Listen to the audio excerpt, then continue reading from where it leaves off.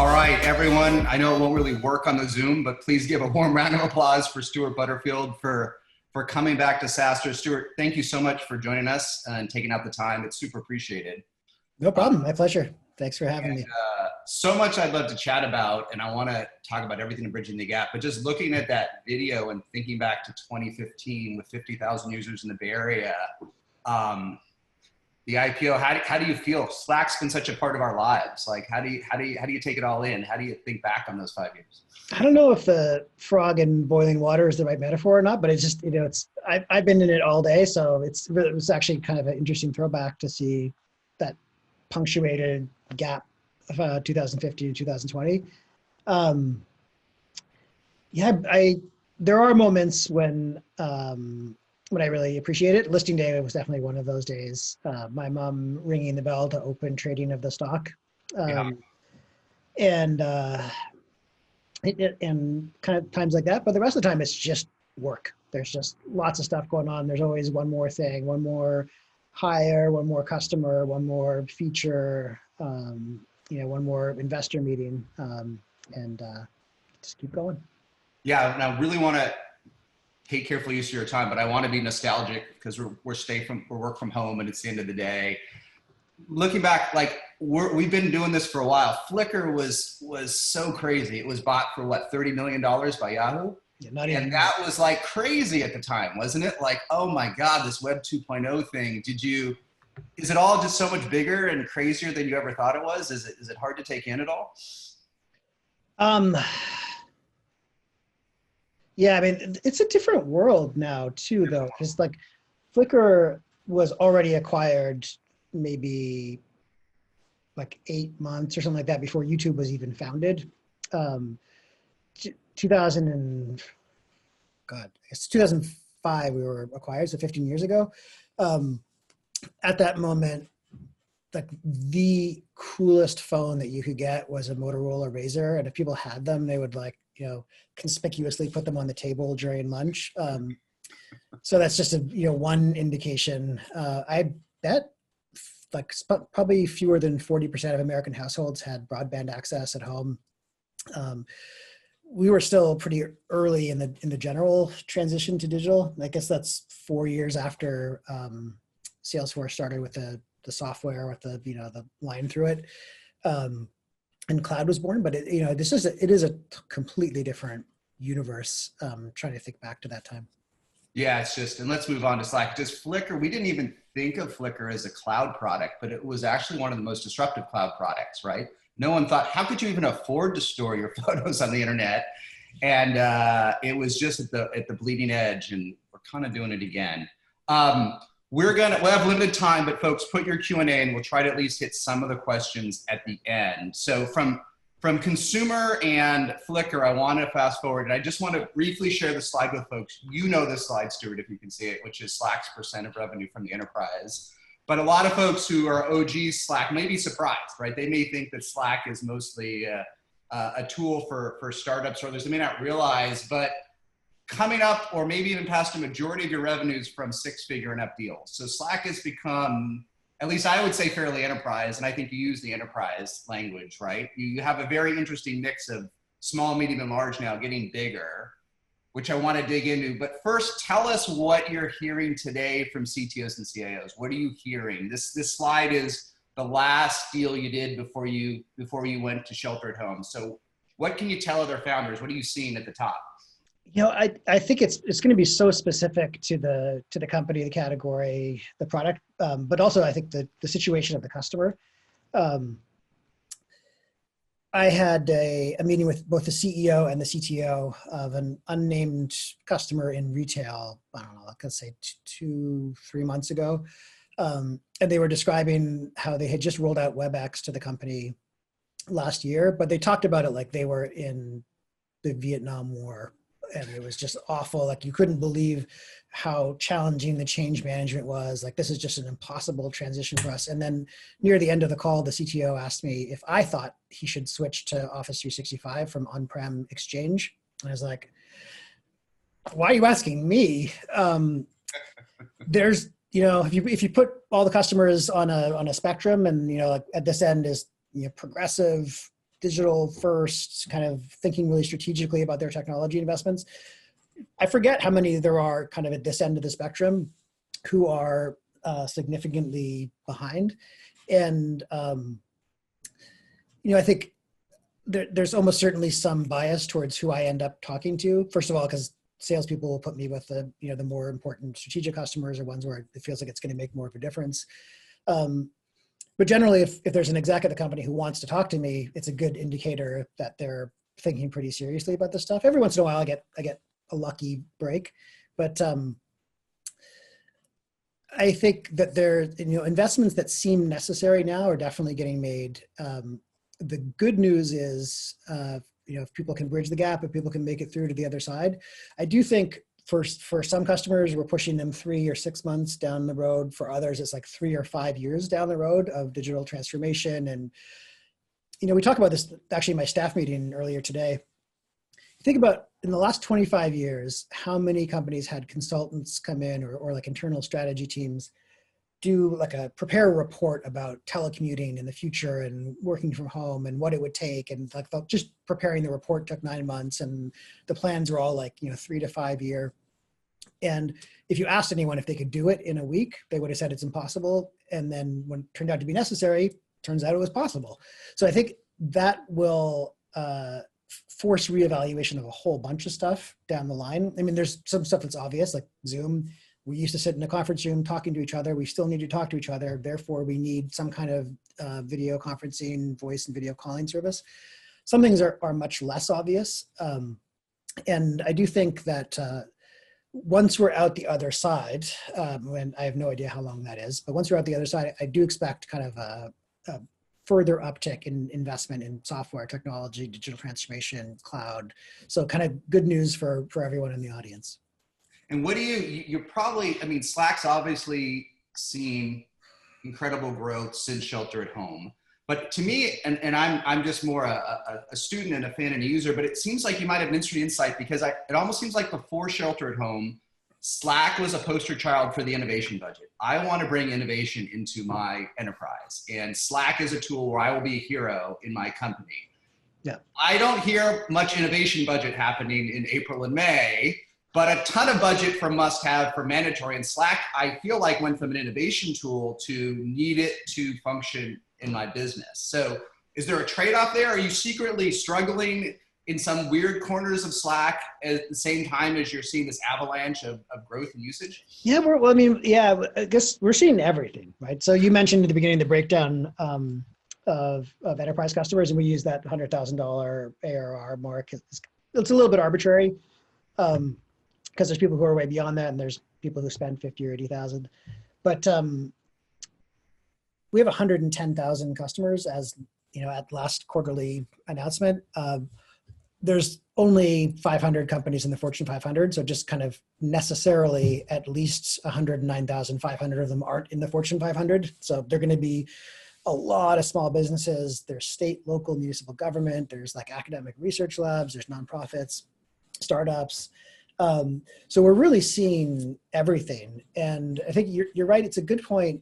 And I think an ongoing challenge for us, maybe not right this quarter, but kind of historically and when things resume normalcy, that there is no line item that we're replacing in people's budgets. Typically, there is no other, like what I said in in 2015 is still true. This is a new category. We still have to invent it. You're still unbudgeted even in 2020. Yeah. And so, that presents some additional challenge. It also gives you a little bit of latitude. I think net it's a disadvantage, but it does give you a little latitude to sell in a different way. And I think innovation budget is one of those.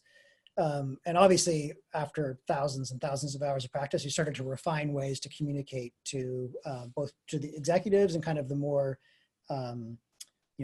procurement, administrative IT, kind of like people who actually have to deal with the stuff, how to pitch it. Yeah. And how have you evolved like your onboarding process and making customers more successful, especially with folks that are maybe the one you described that had spent 5 years evaluating WebEx? How do you get them up to speed on Slack in an hour or a day instead of maybe what change management used to be? Yeah, well, we have I haven't experienced a lot of other people, so I don't know if this is really true, but I feel like we have the best customer success team in the business. And there are now many tens, maybe even hundreds of thousands of hours of experience. And we used to think like Oracle had, through acquisitions, maybe 1,000 or 2,000 people using Slack. And in 15 months, we took it to 100,000 people wall to wall.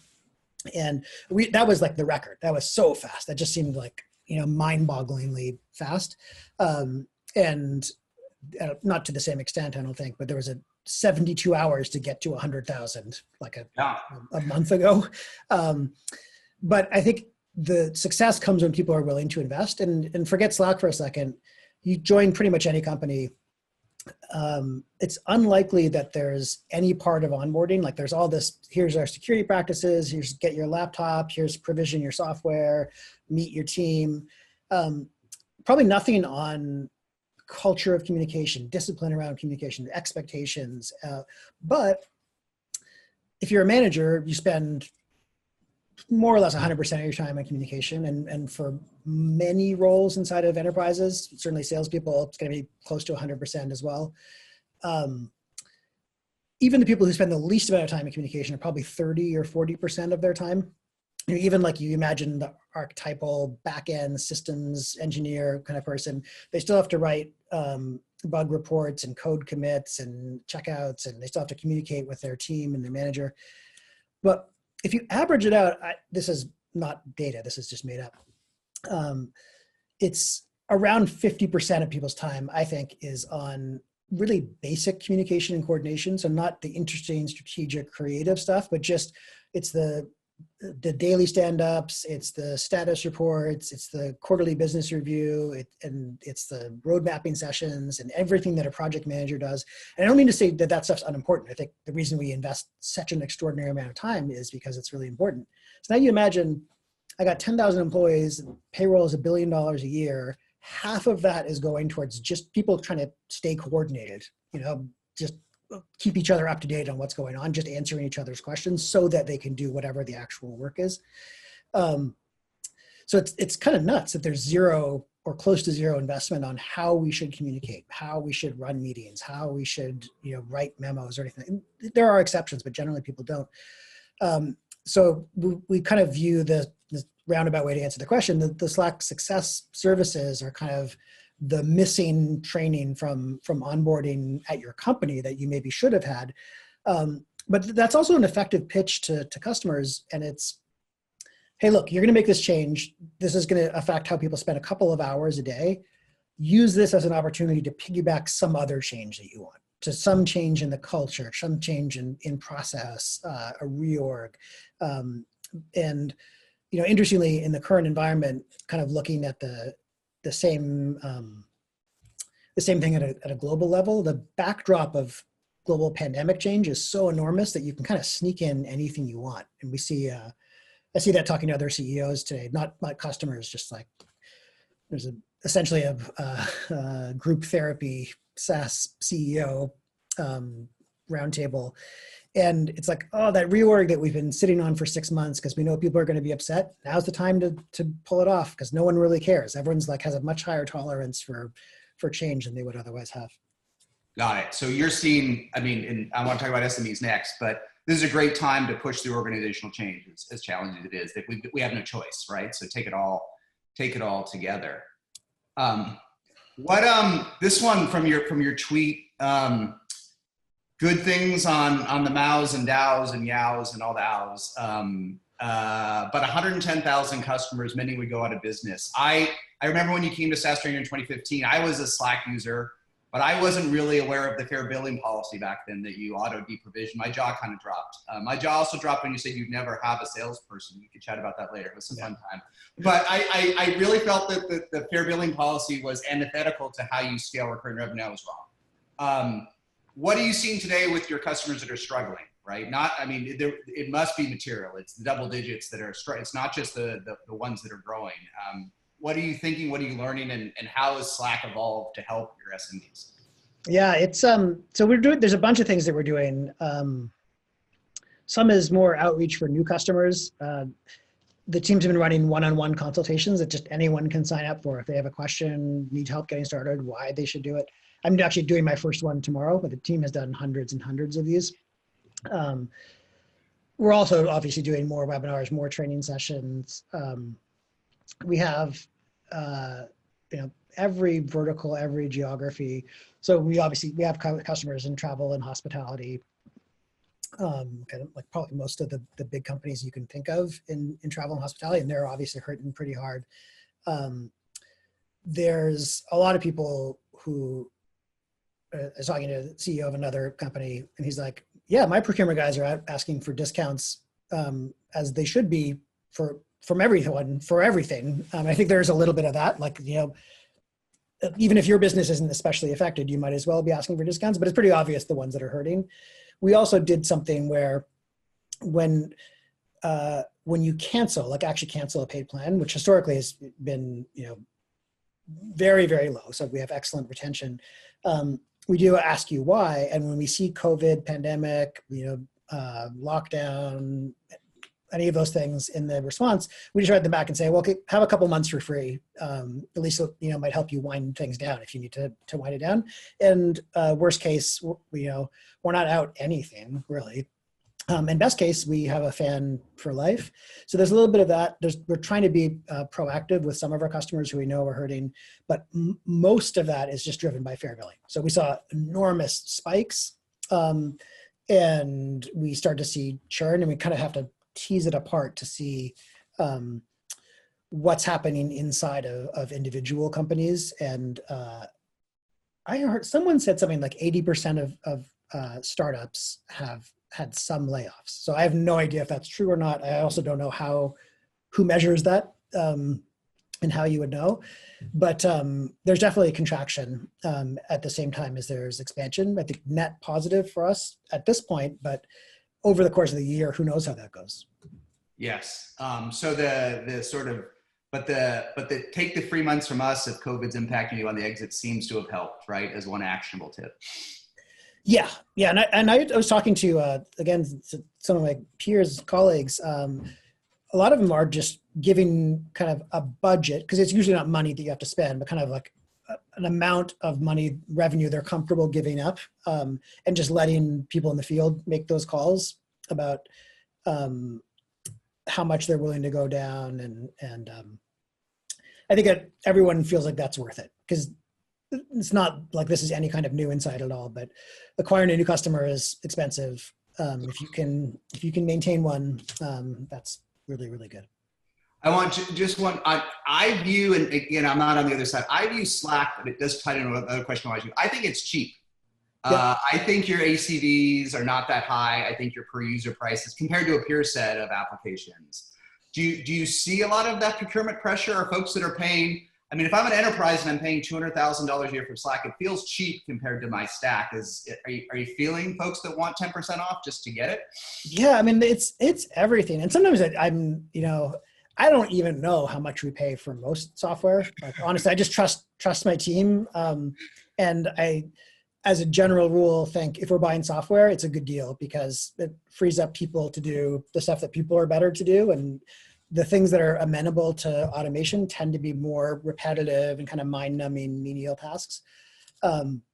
So hopefully I'm not doing anything dumb, but I'm always struck by how irrational people are. And I'll talk to sometimes a CEO of a company like much bigger than us who wants $100,000 discount. I'm like, what the fuck? How are you spending your time? Like, this is spending their time. That's the mystery to me, right? Yeah.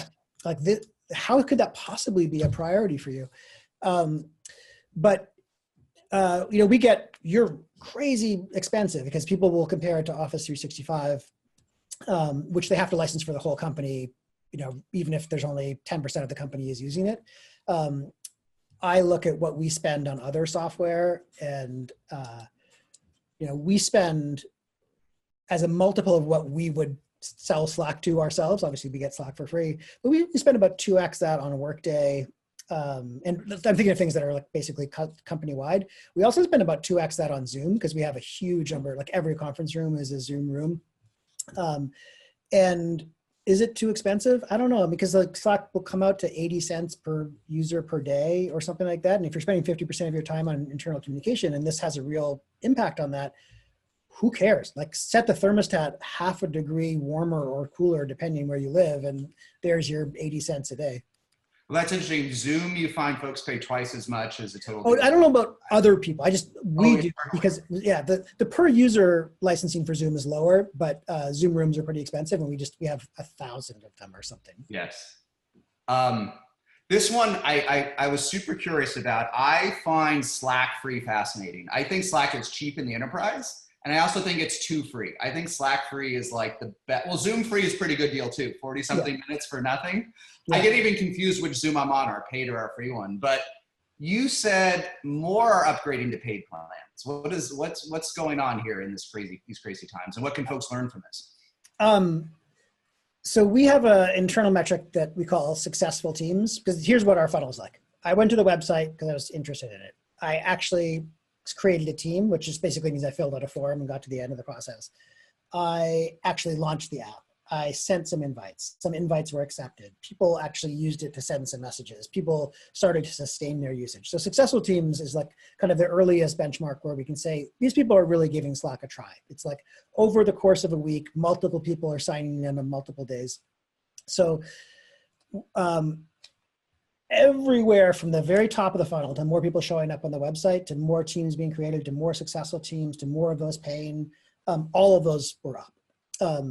And like I said earlier, the success team is more effective and efficient now because customers are really paying attention. I think it's the same thing. Like I try to make sure we always keep this in mind as designers and product people. People who don't work at Slack really do not care. Like Slack is not important in their lives compared to like their kids messing up at school, or they got in a fight with their spouse, or like, trying to remember the email and they wanted to watch Netflix tonight, or maybe they should go to the gym, or like all the stuff that's going on in their head. If this is the threshold that it requires for you to take time out of your day to visit our website, every customer is just at that threshold. No one's coming in with an excess of intent. Like I might, when I need a certain cable and I go to Amazon or something like that, I want to find that cable. I need the cable. I know exactly what I'm doing. Whereas most people are like, I'm curious about Slack. So people are coming with a different attitude, a different intent. Like we need something, I've heard this is good. So they're paying much more attention. They're putting more effort and energy into it. If I don't know if there's a tip based on today's environment for people, but here's I finally figured out how to explain something that's bothered me forever. And that's, let's focus on people's comprehension. Let's focus on whether they want to do this thing or not, and less on the friction removing, because you can make it trivially easy and remove every bit of friction from some process, adding an app to a channel in Slack, let's say. But if no one knows what that means or why they would want to do it, then it's completely useless to them. On the other hand, if they knew what the value was and they really wanted to do it, they'd overcome all kinds of obstacles to get there. And that's the not where we focus. We tend to focus, everyone has this kind of growth hacker mindset, kind of largely based on retail, like single interactions. I did the thing or I didn't do the thing. And where that doesn't work is, it's not a big commitment for me to buy a t-shirt or something like that on an e-commerce site. I make the decision on my own. It's not a hugely consequential decision. I don't need to go away and think about it. But for Slack and for many other tools, I got to risk some of my personal capital inside the company to invite people and say, I think this is worth your time. And I have to put all this energy, and then the whole group has to decide at once. And then we have to decide if we pay. And usually at larger customers, there's legal, finance, security, procurement. There's all these people you got to get involved and kind of enrolled in making this purchase with you. So it's not at all like the friction in the moment, like how hard it is to find the button or how big the text is actually relatively unimportant compared to making sure that we're building up a good enough model of what people want. And I think we have made some improvements lately, and that can maybe account for a tiny bit of this, but this is almost all, people are coming in with a much higher degree of intent, like, 5 times more desire to actually get something out of their visit to this website. Got it. If we had more time, I'd love to explore like that making applications frictionless is not enough, because we love this idea, right? We all love this idea of taking, like, we can just think about it as builders, like, let's relentlessly take friction out, but it's not enough. Yeah. And I suspect when you talk to CIOs and CTOs, that's not number one or number two on their list versus the competition is friction, isn't it? It's something else. What are their number one or number twos out of curiosity today? Why are CEOs and CTOs picking Slack? Well, this is an argument that may not make sense here, but I'm happy to have in the broad sense. I mean, Slack's the only product that you can choose if you want to do the thing that Slack does at any kind of scale. We have an enterprise grid product that allows you to federate multiple workspaces together. For our largest customers, that means thousands or even tens of thousands of workspaces, millions of channels, and Teams, which is the real alternative in some sense, although I think it's much more of a competitor to Zoom or other voice and video calling services than it is to Slack. It's limited to 5,000 people per instance, and critically only 200 channels. And if you want to add a 201st channel, you have to hard delete one of them with the whole history. So it's not that I don't think Teams is a useful product. It's their replacement for Skype for Business. They're migrating people over, and people need to do voice and video calling. I think it's also, by reputation anyway, the world's best SharePoint browser, because it makes it, now that you have a kind of a locus for interaction around stored files, it's much easier than using SharePoint directly. But people choose Slack because they want something in this category, and Slack's kind of their only choice. If with a certain set of security requirements or a certain scale, if you want it, you choose Slack. Got it. And I would love to have that learning for an hour, but the meta learning to me is frictionless isn't on that list, is it? That is not the no. stuff. And for given customer, like we had launched international data residency in the fall, and for German customers and a lot of other European customers are like, we're not having this conversation until we can have our data stored in Europe. Encryption key management came 6 months or so before that. And there's a lot of customers who are just like, until we can manage our own encryption keys, we can't use this product. So there's that, can we be HIPAA compliant? Is it FINRA compliant? Does it have this?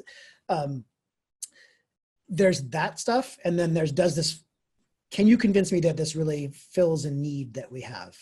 Because often what they're hearing is kind of an undifferentiated desire among the end users to continue to use Slack or to expand the usage. And all they know is the people like it, but they don't know exactly why. And often end users can't necessarily articulate exactly why they like it either, to be honest. Yeah. Let's talk about this one, because it's fascinating to me. Maybe just give us one or two learnings for everyone else. How do you even keep Slack up? I mean, what are the growth? I mean, I remember I saw Drew Houston say something maybe 60 days ago saying they had about a 20% elasticity budget at Dropbox. Like that is far at their scale for files, at least 20%. And that was my experience. You're seeing an order of magnitude more. How is this even possible? And what should we learn from it? What are a couple? Well, I think if this had happened 6 or 9 months ago, we would have been much more challenged to keep up with it. But I think the investments we've been making over the last year have been, they've paid off. And I think people don't appreciate the scale of Slack. People rarely do this now, but people say, it's a messaging app. I can make one in a weekend or something like that.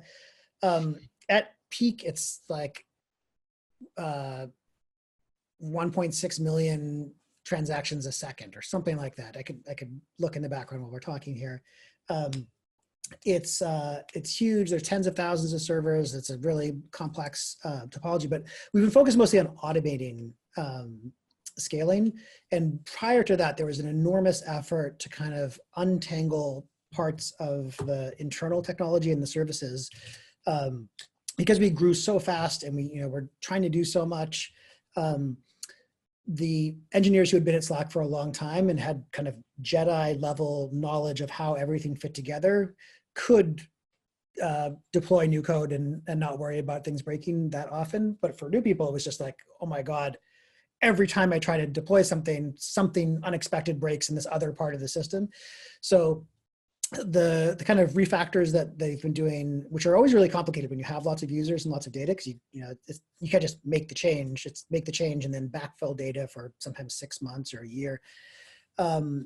a lot of that has really paid off. And if there wasn't something like AWS, I think we would have been much more challenged to accomplish this as well, because a lot of it, literally, the systems are automated in the sense that we do have people monitoring and we have people on call all the time and they do have to intervene. But generally, like theoretically, you could just sit there and watch it on the ops team for a day as suddenly it scales up. Now, that's not to say it's not hard work, because it was enormous work to get to that point. Yeah, I sort of quietly as a student watch on Twitter which services are actually going down that are under load. And Slack and Zoom have held up well. There are plenty out there, I won't name names, that I can just see just go down, right? I can just see the login page not work in contention. Yeah. So, but maybe the meta learning for me is you had to refactor, and it was 6 months ago you had to refactor again to have this sort of infinite horizontal scalability to really make it work. So this one I want a little bit skip because we did it. Let's just help us a little bit because I know we'll run out of time. And let me know if you need to leave this second. But tell us about this tweet. Tell us about stress. How are you guiding the team? What can you share with the rest of us cathartically in terms of helping folks that are, I don't know what we're in, 38 days to this. What we are, 40 days to this crazy world we didn't plan for. Yeah, it seems like a long time. Like regular life just seems so long ago now. This is not necessarily useful advice if you don't have the means. And I do know people who have, thought they had 18 or 24 months of cash on hand, and suddenly when revenue drops to 90%, they actually only have 45 days of cash on hand, and they have to make pretty dramatic choices. So, some of these options aren't available to everyone, but I think going out of your way to be good to people today will pay off in the long run. And, we were out there really early with a message. If you need to take some time off, you need some flexibility. Because the reality is, we had people working from home before. They had a home office set up. They had childcare. At 11 o'clock in the morning, they could walk over to their favorite cafe and sit on the sidewalk and enjoy a coffee, and then go back to their home office and continue working. This is not like that. Like, you can't get a haircut even. Like, never mind anything else. And everyone's waiting to get their home internet connection upgraded, and everyone's arguing with their spouse about who gets which part of the kitchen for the next video call. And everyone's trying to figure out what you do with a 6-year-old who's going bananas being locked up in the house. So it's a very hard time. I think we have to remember that. I personally find it exhausting. Like by like 5 o'clock, I'm toasted. And the number of hours I'm working is not greater, but maybe I hope I'm getting more done, because it just seems so much more challenging than it did in normal life. And we had a big surge of adrenaline, which I think helped and kind of pushed us through some of the early weeks.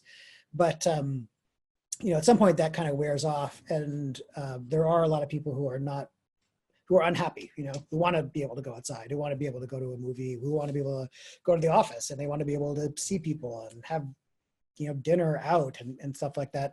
I don't have any prediction, but my personal guess is that it could take us till the end of next summer before we're kind of back to work. I cannot see companies because we don't have to be in the office. So why would we go first? There's no one gives a prize for being first. I can't see us being back in the office before September. And I think that's the absolute earliest. And I don't expect that to happen. So September of this year or next year? Of this year. Oh. And again, I think that's the absolute earliest. I don't think that's likely, but I can't imagine it happening any sooner than that. And if that's the reality, then we're still, we're maybe 5%, 10%, 15% of the way into this. We got to pace ourselves.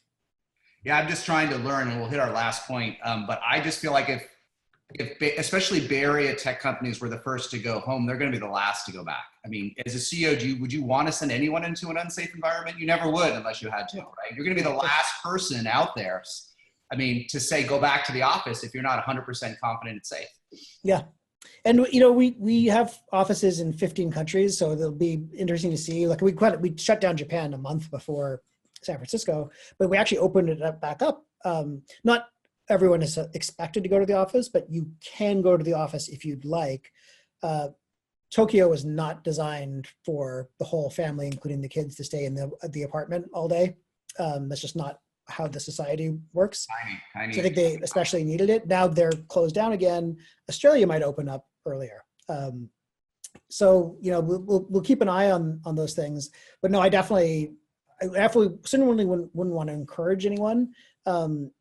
And at some point, I think when it seems like it's safer, giving people the option to go and to have a different space to get some work done, I think is something that we would consider. But yeah, I do think this is going to be a long time. Long time. Yeah, the last one I wanted to hit, and then if there's anything else you want to hit with your scarce time, let me know, because it's always interesting to me. I meant this one as a joke, but maybe I'll answer it more. Your cast iron pans as your, but shelter hacks. Either tell me a home one, we can have fun, or give me a work one, like from a leadership perspective. Like, what have you learned? What's your hack? It could be on Slack, it could be in there, but what's your top learning that's improved things at home or at work? Yeah, so on the home front, it's really interesting. You know, I've never, I'm not in the top half. I'm probably in the bottom quartile for like handyman-ness or something like that. And I never learned how to sharpen knives. I love cooking. So I finally learned how to sharpen knives. There's a lot more dishes. There's a lot more cooking and cleaning. And I actually kind of like that because unlike, you know, this stupid to-do list here, it's finite and it's kind of tangible, and I can see measurable progress and I can get it done. So I almost find it therapeutic to cook a big meal and clean up. And so if you don't have cast iron pans, I recommend just get the cheap Lodge ones that cost $20 or something. And you can scrub them with metal scrapers if you want, and this look good. On the leadership side, I don't think I've been living up to this to the extent that I should, but I was talking to Scott and Mike from Atlassian, and in the early days, they were uploading a short video, like a 90-second video to the whole company every single day, just to say to people, you know, here's what we're hearing right now, here's what's going on in the business. We just want to let you know that, and fill in the blank with whatever, because this global situation is an excellent illustration of kind of one final thought. And that's that human beings hate uncertainty. Like it's built into every culture. You know, things can't be random and unexplained. It can't just be, you know, roll of the dice that it didn't rain here this year. It must be that we didn't sacrifice enough goats or something like that. There has to be a reason for everything, and it has to be knowable. And I think this is really testing all of our ability to even continue to function cognitively in an environment where we don't have that kind of certainty. So on the leadership side, but this could be CEO, this could be line manager, this could be individual contributor on a team who wants to provide some leadership for everyone else. Leaders remind people what's important. And while we can't know what's going to happen with the economy, we can't know what's going to happen with the health and the other impacts of the pandemic, there are a lot of things we can know, and there are a lot of reasons why we do things that people could stand to be reminded of. I mean, this is a great opportunity for people to double down on purpose and the impact that they have on customers and kind of what they want to accomplish either out of the business or out of their lives. You can't bring that up often enough, I don't think. Yeah. Something we're all thinking a lot about these days. All right, Stuart, I would love to chat forever. Anything else you think that founders and others that will watch this would like to know today or that could be helpful? Yeah, I'm sorry we didn't get to the questions. I tend to answer pretty verbosely. Maybe just going back to the very beginning, hopefully as many of you as possible can hang in there while the world sorts its stuff out. Because I do think the other side of this is going to be great for software in general. A lot of people who thought something was impossible are going to now think maybe it's possible. A lot of people who had resisted certain kinds of change, now having been thrust into this great change, are more open-minded about what they'd attempt. There's that, there's just like, there's going to be even more opportunity, let's say 3 years from now than there was last year or 3 years when ago. we get through it, right? and maybe just to summarize, then we will break. My view, I don't run Slack, but I think the boost that Slack's getting, as an example, I think it will be permanent. I don't think anyone that's all of a sudden come to Slack, once we get together at home, is to say, I don't need Slack anymore. I think you may be in industries that don't benefit today, that are hurt. But when we come out of this, I think we're going to get an even bigger push than we anticipated before. Yeah, no, I can see that too. Yes. All right, Stuart, thanks for making this time. I know you have a lot going on. I'm sure everybody appreciated it. And you're a good friend to SaaStr and to everyone in the cloud. We'll talk to you soon. Thank you. Yeah, and I'm glad you were able to pull this off. I know it must have been a little heartbreaking to cancel the real thing, and hopefully you're back soon. We'll be back. All right. Thank you so much. This was great. Go.